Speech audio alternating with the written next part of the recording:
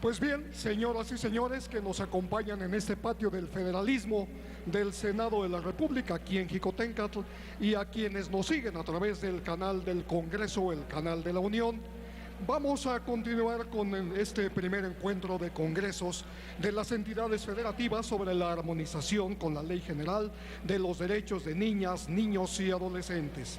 Daremos paso a sendas conferencias compartidas naturalmente. Una de ellas se denomina la Ley General de los Derechos de Niñas, Niños y Adolescentes, un nuevo paradigma de derechos. Esta conferencia será dictada por la doctora Mónica González Contró, investigadora titular del Instituto de Investigaciones Jurídicas de la Universidad Nacional Autónoma de México.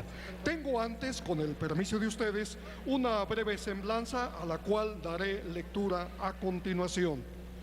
La doctora es Mónica González Contró, es doctora en Derechos Fundamentales por la Universidad Autónoma de Madrid, en donde se tituló con la tesis Derechos y Necesidades de la Infancia y Adolescencia, una fundamentación de los derechos de los niños. Estudió la licenciatura en Derecho en el Instituto Tecnológico Autónomo de México, recibiéndose con la tesis sobre el tema Derechos Humanos y Niñez. Es investigadora y secretaria académica del Instituto de Investigaciones Jurídicas de la UNAM, especializada en el tema de los derechos de los niños, niñas y adolescentes, y es profesora de la Facultad de Derecho de nuestra máxima casa de estudios. Es autora de diversos artículos especializados y del libro Derechos Humanos de los Niños, una propuesta de fundamentación publicado por el Instituto de Investigaciones Jurídicas de la UNAM. Doctora Mónica González Contró, tiene usted la palabra. Pues muy buenos días a todas y a todos. Muchísimas gracias por la invitación para estar esta mañana con ustedes y pues especialmente por poder participar o continuar participando en este proceso de construcción de un sistema de derechos para niñas, niños y adolescentes.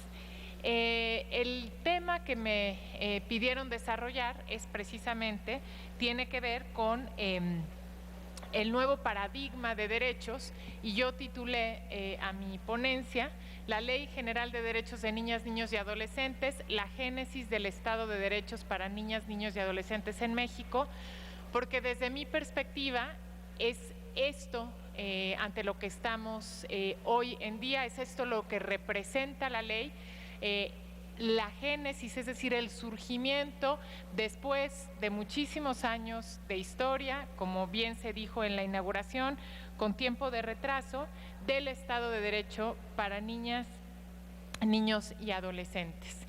Y antes de iniciar, quisiera traer a la mesa la reflexión precisamente sobre lo que es un paradigma, porque me parece que la pregunta que correspondería responder en este tiempo es si realmente esta ley general corresponde al surgimiento de un nuevo paradigma. Decía Thomas Kuhn en su famoso libro de la estructura de las revoluciones científicas, haciendo referencia a este concepto, que precisamente un paradigma es la base para la construcción de la ciencia normal. ¿Qué quiere decir esto? Digamos, es una verdad aceptada en un momento dado, sobre la cual se va construyendo la ciencia, se va construyendo el conocimiento. Y sobre estos paradigmas, digamos que son modelos aceptados por una sociedad en un tiempo determinado, desde luego se construyen las instituciones, el conocimiento, etcétera.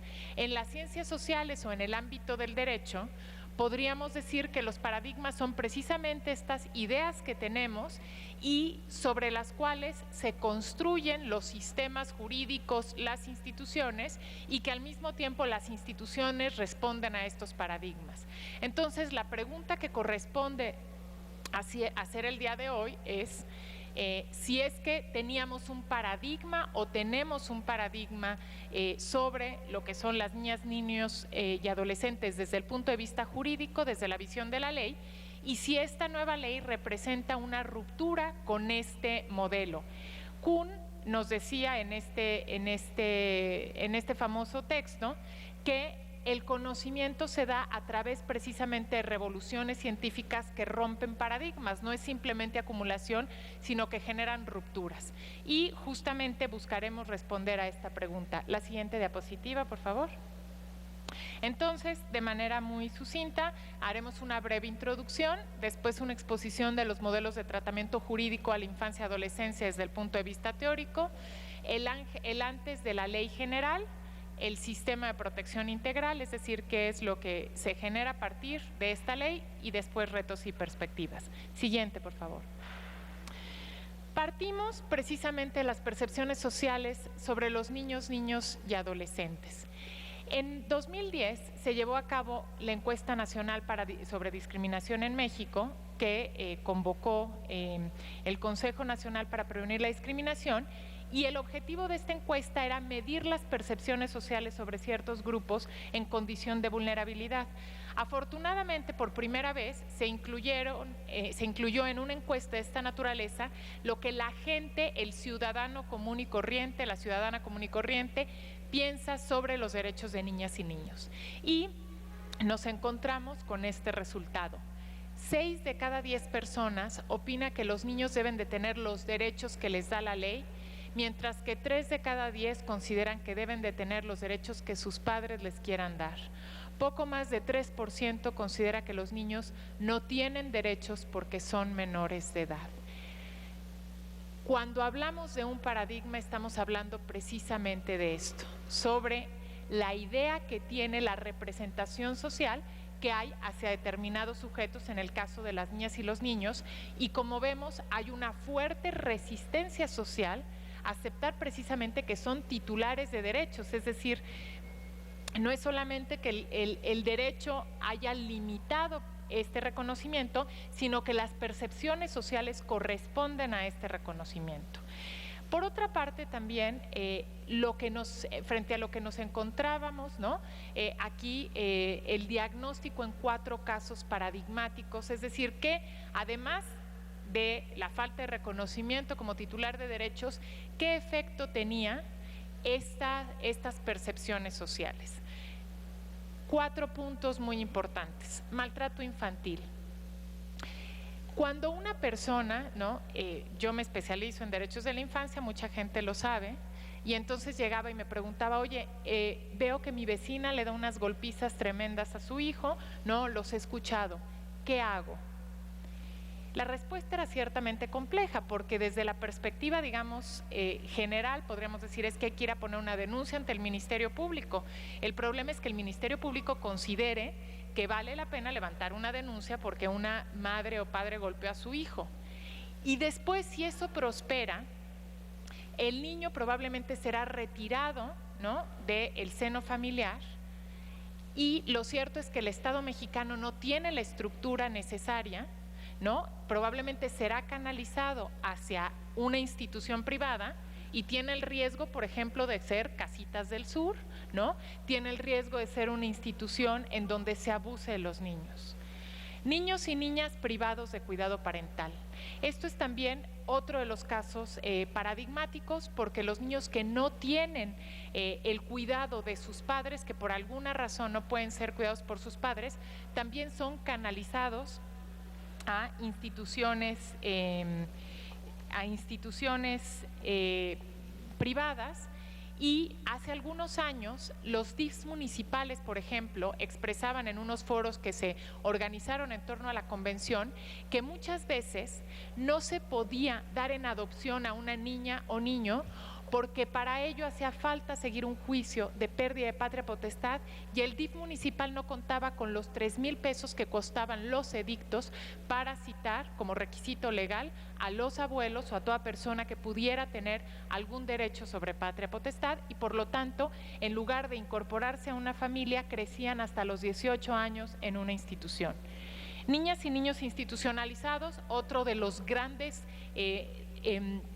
deudas de nuestro país, nos lo ha dicho el Comité de los Derechos del Niño. No sabemos cuántos son, por qué razones están en instituciones, cuál es su situación jurídica, qué es lo que procede a hacer con ellos y no se garantiza su derecho a vivir en familia. Y finalmente el caso de niñas y niños con una situación familiar vulnerable. Y aquí me quiero referir como ejemplo paradigmático al caso del famoso Ponchis, el niño sicario de Modelos. Cuando nosotros revisamos la historia de este chico, tiene una madre un padre ausente, una madre migrante, él está a cargo de la abuela, lo expulsan de la escuela por mala conducta y no está el Estado precisamente para dar la cobertura institucional a la que desde la perspectiva de la Convención tiene derecho un niño y a la que corresponde una obligación del Estado.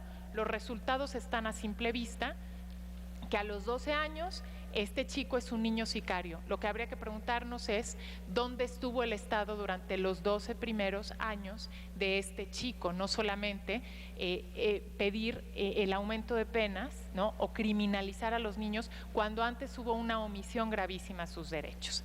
Entonces tenemos aquí, configurando de cierta manera, que sí tenemos, digamos, socialmente, culturalmente y jurídicamente un cierto modelo de mirar a la infancia prevaleciente hasta ahora y que la ley general viene a romper. La siguiente, por favor. Este modelo, digamos, rápidamente por cuestión de tiempo, se puede identificar como el modelo minorista privatista. ¿Qué quiere decir esto? Que ve a niñas y niños como personas menores de edad, por lo tanto incapaces y sujetos del derecho privado, es decir, únicamente sus derechos están en el contexto de la familia. Las características a este modelo se opone el modelo convencional garantista introducido por la Convención sobre los Derechos del Niño y que precisamente significa una ruptura. Algunos elementos de ambos modelos. El modelo minorista privatista utiliza el término menor para referirse a todas las personas menores de 18 años de edad, ¿no?, sin hacer distinción. El modelo convencional garantiza utiliza los términos niños, niñas y adolescentes o genéricamente niño, en ocasiones la palabra infancia y adolescencia para hacer referencia a derechos colectivos. El modelo minorista privatista impone obligaciones a algunos actores, padres, maestros, tutores, autoridades, mientras que el modelo convencional garantista reconoce derechos de niñas, niños e identifica las obligaciones correlativas a los derechos y a los sujetos obligados, es decir, aparece en primer lugar la dignidad de la persona, de la niña o niño, no solamente como receptor de obligaciones, sino como sujeto de derechos. En el modelo minorista privatista, las obligaciones están vagamente formuladas y se deja un amplio margen a la interpretación del agente encargado de proteger al menor, ¿no? En el modelo impuesto por la Convención, los alcances de los derechos están claramente delimitados, especialmente los límites al ejercicio de las obligaciones correlativas. Tenemos derechos bien identificados y sus obligaciones correspondientes.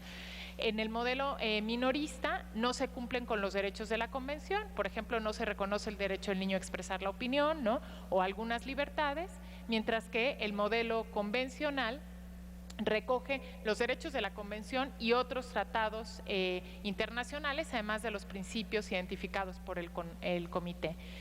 En lo que se refiere a el ejercicio de los derechos, el modelo minorista preconvencional puede reconocer derechos, ¿sí?, de manera genérica, pero no hay un medio para exigir su reparación en caso de vulneración. Por el contrario, en el modelo convencional hay un mecanismo accesible y todas las obligaciones y procedimientos correspondientes.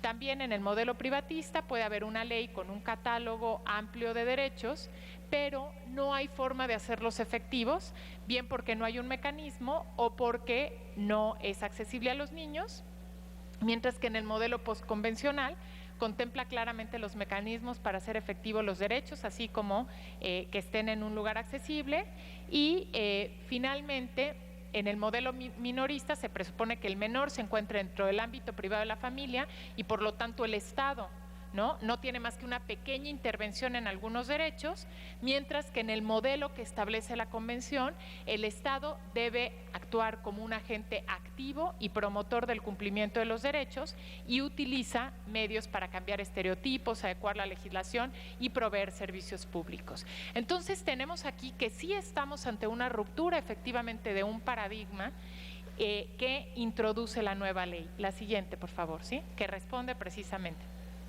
¿Qué teníamos antes? Teníamos de la Ley General el artículo 4º constitucional, ¿no? Que fue reformado en 2000 y posteriormente en 2011.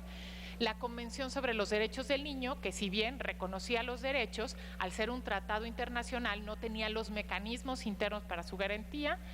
La Ley para la Protección de los Derechos de Niñas, Niños y Adolescentes en el ámbito federal.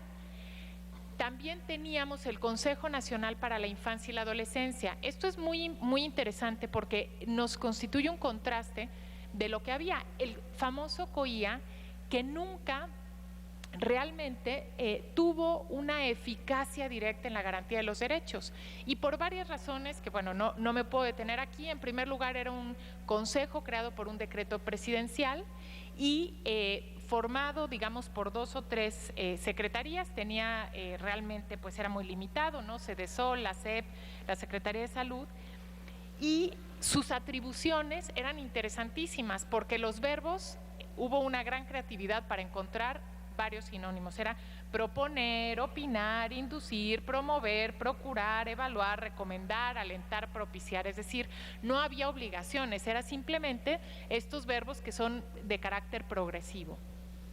Después tenemos las leyes locales de protección de derechos de niñas, niños y adolescentes y comités de seguimientos o consejos en cada una de las entidades. Siguiente, por favor.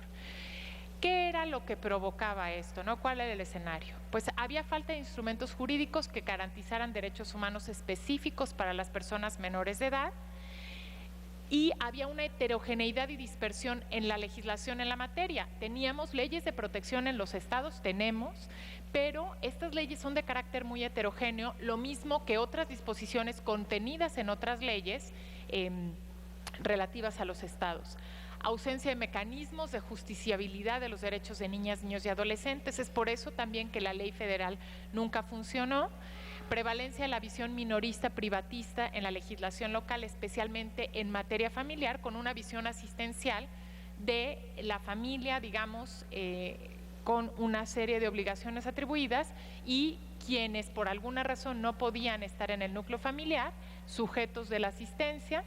Una gran debilidad institucional en materia de protección de derechos humanos, esto que les hacía referencia yo con estos 4 casos de una imposibilidad de dar una respuesta ante situaciones muy graves de vulneración de derechos. Heterogeneidad también en la institucionalidad de garantía de derechos de niñas, niños y adolescentes. Aquí cada estado, cada entidad federativa tenía distintos mecanismos y distintos niveles, digamos, de eficacia y de enfoque de derechos. Insuficiencia de coordinación de las distintas dependencias, poderes y niveles de gobierno, esto que decíamos, esta función que tenía el COIA, que realmente nunca pudo lograr precisamente por la debilidad con la que nace, por un decreto y no por mandato de ley. Falta de enfoque de derechos en la interpretación de los derechos humanos, tanto desde la perspectiva de política pública, legislativa y jurisdiccional, ¿no? También aquí tenemos una gran heterogeneidad. Tribunales, por ejemplo, con una interpretación muy garantista, ¿no? Por ejemplo, el interés superior del niño, y otros realmente con una visión muy asistencial. Y esto se resume en el incumplimiento por parte del Estado mexicano de las obligaciones derivadas de la Convención sobre los Derechos del Niño. Siguiente, por favor. Bueno, aquí yo intenté hacer como un pequeño esquema del Sistema Nacional de Protección Integral. ¿De qué estamos hablando, no? ¿Cuáles son, digamos, los órganos de operación de este sistema?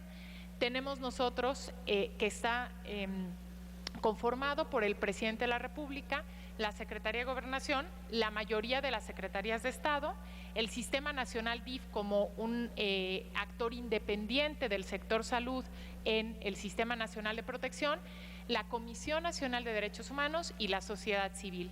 De una manera ciertamente independiente tenemos al Coneval como el órgano encargado de hacer la evaluación y la información el sistema y el cumplimiento de los derechos.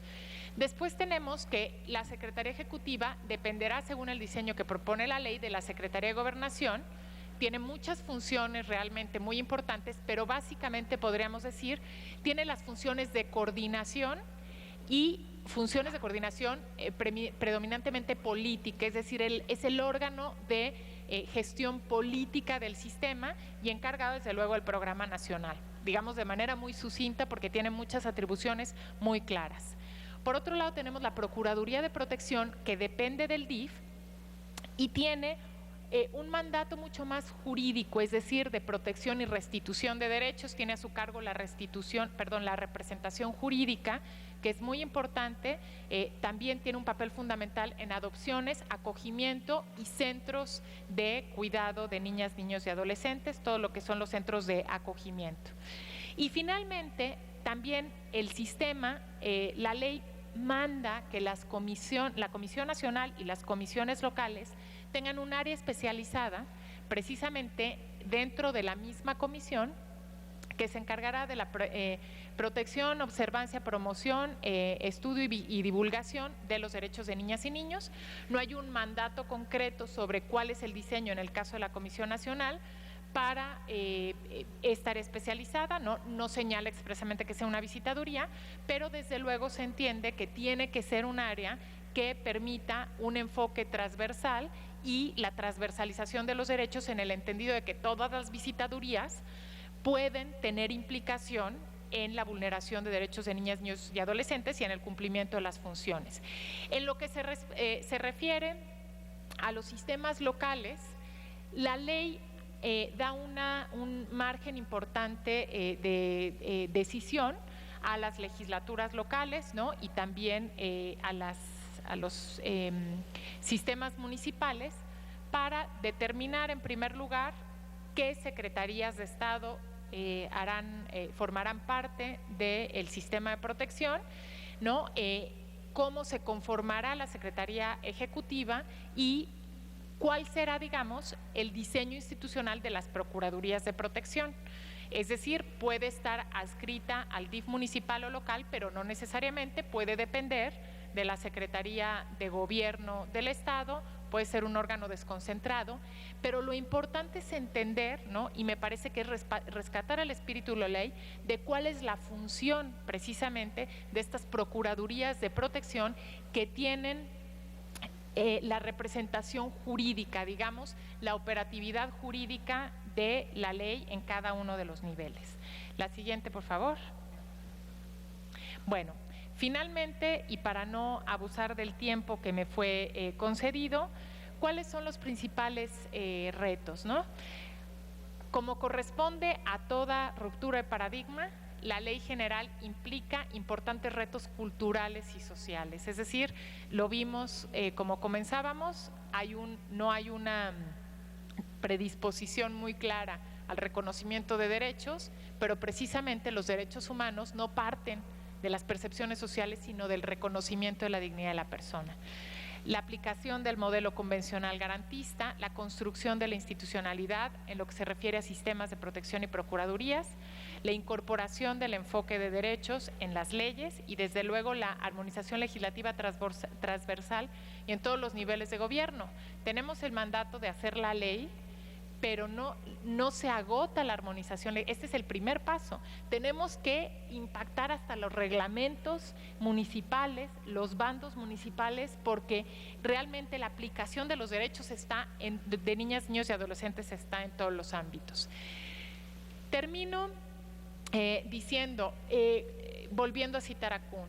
Kuhn decía que lo normal es que cuando surge un nuevo paradigma, este no reemplace inmediatamente al anterior, sino que durante un tiempo convivan ambos paradigmas y digamos haya una confrontación entre los dos modelos. Esto es a lo que nos estamos enfrentando ahorita. Es un reto interesantísimo, lo hemos visto, lo hemos vivido, pero en nuestras manos precisamente, ¿no? En sus manos como legisladores locales está precisamente la eficacia y el hacer que los derechos que establece la ley general sean una realidad para cada niña, niño y adolescente en México. Muchísimas gracias.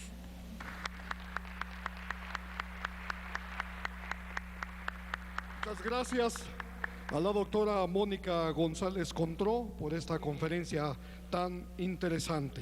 Pues continuando con estas conferencias compartidas, tendremos enseguida la participación del doctor Carlos Pérez Vázquez, quien es especialista en derechos humanos, pero tengo aquí una semblanza a la que daré lectura con mucho gusto. Él es licenciado en Derecho por la Universidad Nacional Autónoma de México.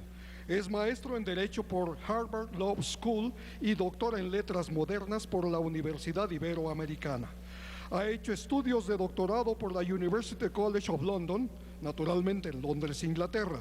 De 2011 a enero de 2015, fungió como coordinador de Derechos Humanos y asesoría de la Presidencia de la Suprema Corte de Justicia de la Nación. La participación del doctor Pérez Vázquez durante la gestión del ministro presidente Juan Silva Mesa fue fundamental para que la Corte recibiera el Premio de Derechos Humanos de las Naciones Unidas. Ha impulsado la elaboración de los protocolos de actuación para la labor judicial en casos que afecten a niñas, niños y adolescentes, personas y comunidades indígenas, personas migrantes, personas con discapacidad y los protocolos para juzgar con perspectiva de género, entre otros. Carlos Pérez Vázquez ha sido enlace entre la Suprema Corte de Justicia de la Nación y la Corte Interamericana de Derechos Humanos y participó como uno de los expertos invitados por el Senado de la República para discutir el contenido de la legislación en materia de los derechos de la niñez. Ha publicado y coordinado diversos libros y artículos especializados en temas relacionados con los derechos humanos y la impartición de justicia y colabora regularmente en distintos periódicos de circulación nacional. Actualmente es especialista independiente en temas de derechos humanos y justicia. Tiene pues el uso de la palabra el doctor Carlos Pérez Vázquez. Gracias. Gracias. Doy al Senado de la República pues un agradecimiento por invitarme a las 6 comisiones que me permiten continuar en este esfuerzo que se inició con la discusión de lo que hoy ya conocemos como la Ley General. Es en realidad un privilegio poder participar en este esfuerzo continuo. Intentaré explicar por qué es continuo y no termina y no va a terminar. Y ahora poderlo hacer de cara a representantes de las legislaturas locales que sin duda tienen en sus manos el futuro exitoso de esto que empezó a moverse en el Senado. Me place mucho además compartir la mesa con gente que respeto y admiro profundamente, los senadores presentes, Mónica González Contró, una querida colega del Instituto de Investigaciones Jurídicas. Hablaba Mónica del nacimiento de un paradigma, la conferencia compartida se llama así. Todo paradigma, en efecto, dice Thomas Kuhn, implica una ruptura, pero detrás de toda ruptura hay una renovación. Y en realidad lo que significa, desde mi punto de vista, la puesta en marcha de la Ley General de Niños, Niñas y Adolescentes en México, eso, es una renovación que rebasa incluso, en mi opinión, el exclusivo tema de los derechos de la infancia. El sistema jurídico en México se está renovando, no solamente en materia de infancia, se está renovando y se está renovando en forma notable. Y es quizás simbólico, pero muy acertado, que este cambio inicie, digamos, a través de una recapitulación y una revisión de nuestras normas jurídicas a nivel nacional, a nivel federal y a nivel local, en materia de niños, niñas y adolescentes. Esta ley nos permite empezar a discutir temas constitucionales de una envergadura que involucran a todo el andamiaje constitucional del país. Hace apenas una semana, en Ginebra, Suiza, el Estado mexicano sustentó su informe en materia de desapariciones forzadas, y uno de los compromisos del Estado mexicano fue tener en los siguientes meses lista una ley general de desapariciones forzadas. La ruta que hemos seguido entonces empieza a tomar uniformidad. Al parecer nuestras instituciones, nuestro legislativo, considera que, y así lo informa al mundo y así lo ofrece al mundo, que es necesario construir el nuevo andamiaje legislativo a partir de la emisión de leyes generales. Esto tiene su historia y tiene una explicación. Es la respuesta que el Estado mexicano ha dado a distintos comités ONU para tratar de explicar por qué a veces no se pueden cumplir las obligaciones o no se han podido cumplir a cabalidad las obligaciones derivadas de los tratados por la dispersión legislativa que existe en el país. La solución entonces propuesta que ha asumido el Estado mexicano es la elaboración de leyes generales. Bueno, en realidad estamos en un momento propicio para empezar a revisar y a repensar también la naturaleza de las leyes generales, ¿no? Y esto sin duda va a tener un efecto en el momento en el que en cada legislatura local se empiece a discutir la armonización de esta nueva legislación en materia de infancia para el resto del país. La ley general, como ustedes recordarán, o las leyes generales tradicionalmente en México, a partir de la interpretación, el entendimiento doctrinal y constitucional que teníamos del artículo 133 de la Constitución, sabíamos que las leyes generales tenían un rango normativo particular, ¿no? Durante muchas generaciones sabíamos también que por encima de las leyes generales solo estaba la Constitución. A partir de interpretaciones desarrolladas por la Suprema Corte de Justicia de la Nación en la novena época, de 1995 al año 2011, se determinó claramente por el máximo tribunal del país que las leyes generales y los tratados internacionales tenían el mismo rango. Es decir, nada podía estar por encima, ni siquiera los tratados internacionales podían estar o considerarse por encima de las leyes generales. Bueno, como ustedes recordarán, hace algunos meses la Suprema Corte de Justicia de la Nación, en el marco de la 10ª época jurisprudencial que empezó en octubre del año 2011, resolvió una contradicción de tesis que representa esto, una renovación, una ruptura, el inicio de un nuevo paradigma, la contradicción de tesis 293. Y en esa contradicción de tesis, la Suprema Corte de Justicia de la Nación, no por generación espontánea, sino como consecuencia del trabajo jurisdiccional que se había venido dando desde el año 2011 y antes, decretó que las leyes, los tratados internacionales que protegen derechos humanos tienen el mismo rango que la norma constitucional. Esa decisión jurisprudencial, esa decisión de la Corte, que es un criterio, es un precedente que tendrá que seguirse modificando hacia el futuro, en realidad pone de cabeza nuestro entendimiento, y a mí me parece que pone de cabeza en la dirección correcta, nuestro entendimiento tradicional de la naturaleza de una ley general. Porque esto significa, entre otras cosas, que una ley general ya no es el límite, es el piso, siempre y cuando esta ley general sea leída a la luz de lo que dicen tanto la Constitución como los tratados internacionales que protegen derechos humanos.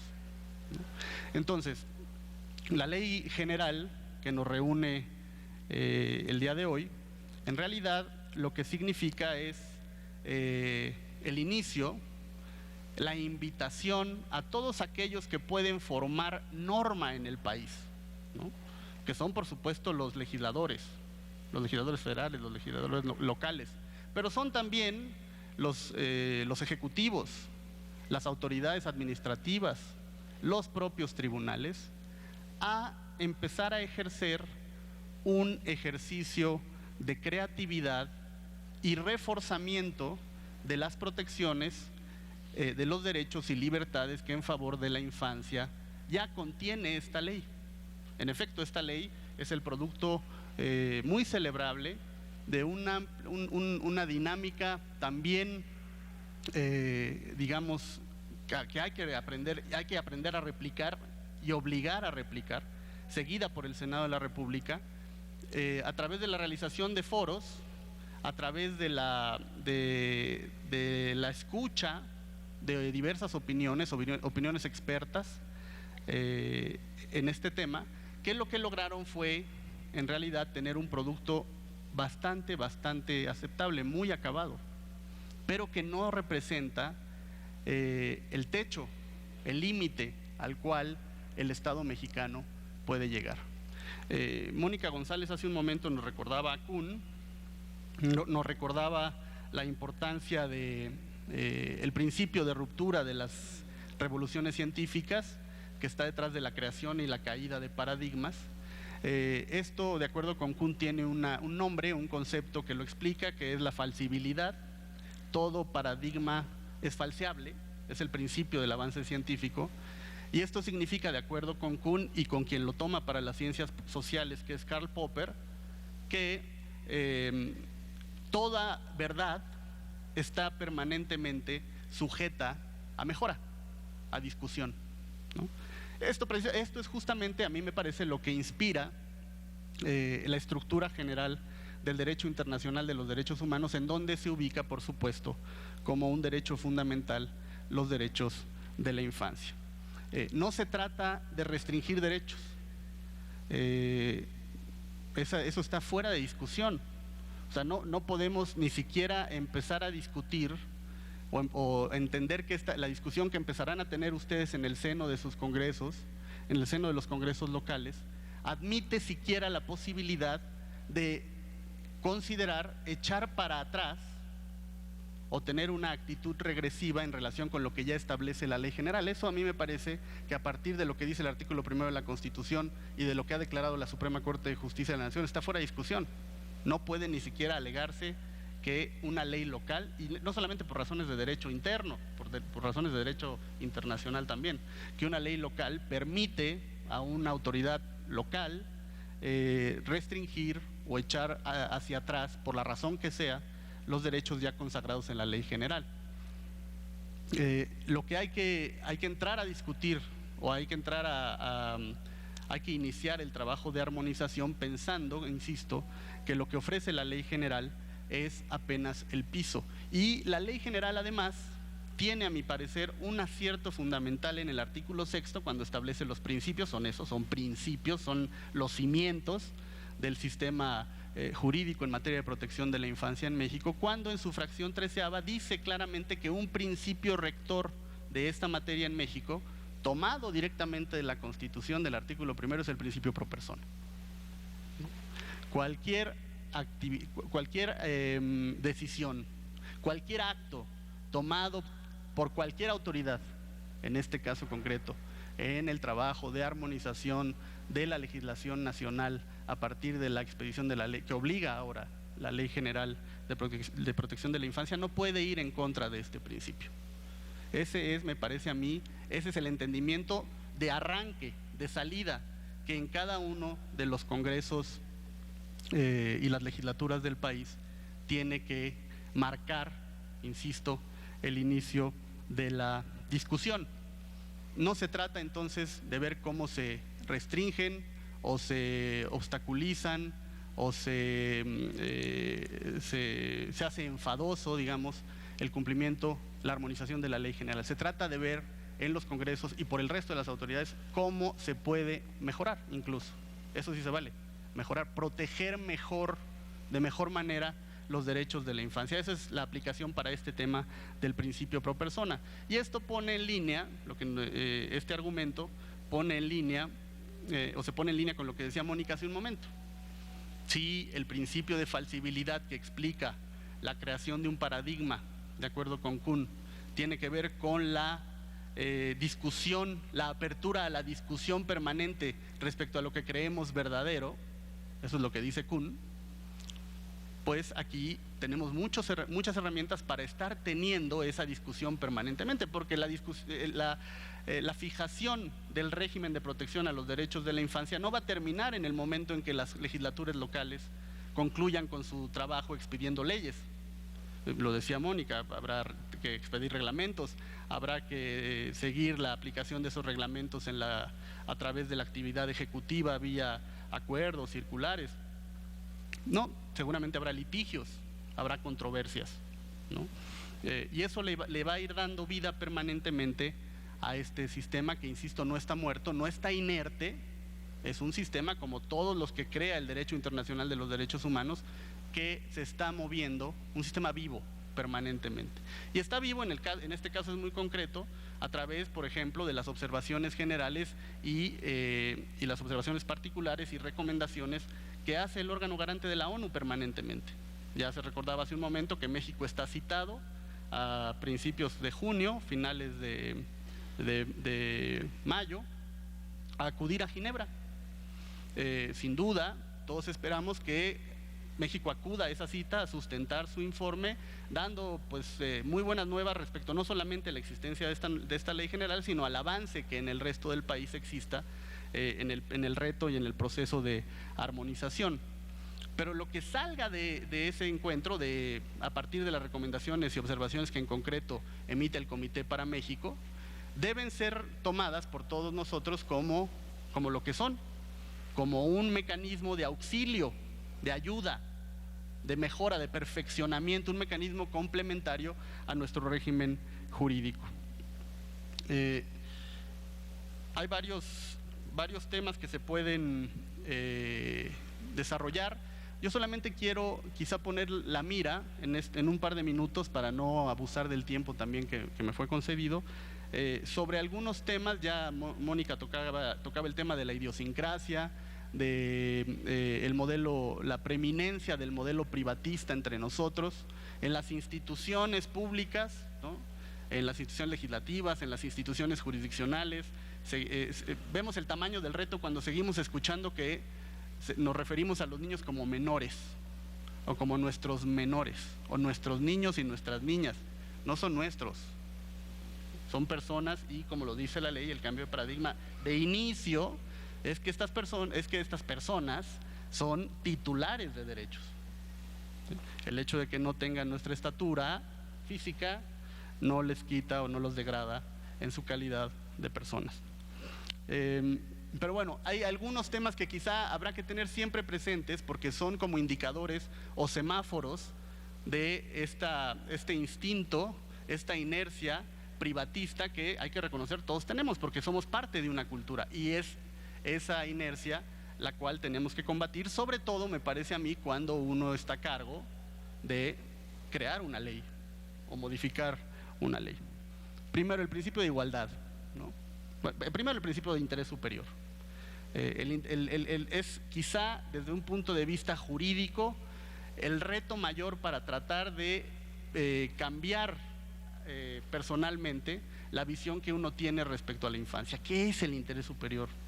¿No? Hay muchas, por fortuna tenemos una gran cantidad de doctrina, ya muchos precedentes judiciales en México que empiezan a determinar, a definir para nosotros, para México, el contenido de este principio, que es fundamental, porque a partir del principio pro persona y su advinculación con el principio del interés superior, debe construirse todo acto de política pública o política legislativa hacia el futuro. Pero ese es el principio madre, digamos. La cultura es importante tener claro que la formación de una cultura en materia de derechos humanos, en materia de derechos de la infancia, no es un privilegio de los adultos. Hay que construir y darle pies concretos, cimientos reales a esa cultura en la propia infancia. La ley general tiene, a mí me parece, aciertos muy grandes en materia educativa. El hecho de que se promueva la educación en derechos, no en valores, en derechos para los niños, porque eso genera valores. Conocer derechos genera valores. Conocer los derechos y defender los derechos, el que uno defienda sus derechos es en sí mismo un valor. Y defender a capa y espada que niñas, niños y adolescentes tengan y puedan ejercer ese derecho a conocer sus derechos y a defender sus derechos. El principio de no discriminación, que va de la mano con el principio de igualdad, el principio de opinión y participación, y quizá un tema que habrá que tener muy presente en los próximos meses, en el próximo año, que es la armonización del trabajo que tienen ustedes por delante con las aristas propias de la puesta en marcha, a la luz del sistema de justicia para adolescentes, del nuevo sistema de justicia penal, ¿no? Es un tema muy grande que también se cruza con este tema, la puesta en marcha del sistema de justicia penal, que tiene su propia dimensión en el caso de justicia para adolescentes, pero que debe ameritar, me parece a mí, una reflexión por parte de los congresos locales. Así como no pueden leerse separados, no puede leerse por separado, por ejemplo, lo que sucederá si es cierto que México avanza hacia el entrado este verano en la formalización de una ley general de desapariciones forzadas, en un tema concreto, las desapariciones forzadas de niños migrantes. Ese es un reto, me parece a mí, legislativo muy importante, que no fue tocado por esta ley, pero que puede ser reparado, esa omisión, al momento en que en las legislaturas locales se empiece a trabajar ya en la armonización de leyes de protección para niñas, niños y adolescentes. El reto entonces es enorme, pero a mí me parece que para enfrentarlo, y con esto concluyo, quizá valga la pena recordar un dicho que existe entre ciertas industrias muy prósperas y muy exitosas. Sé que lo usan mucho, por ejemplo, en la industria cinematográfica. No hay que apostarle tanto a las ideas, porque las ideas son baratas. Las ideas puede tener cualquiera, ¿no? Hay que apostarle a la gente, ¿no? Y lo importante es eso. La gran apuesta en la correcta aplicación y en la correcta puesta en marcha de esta ley está en ustedes en este momento, en ustedes, en gente concreta, en personas de carne y hueso.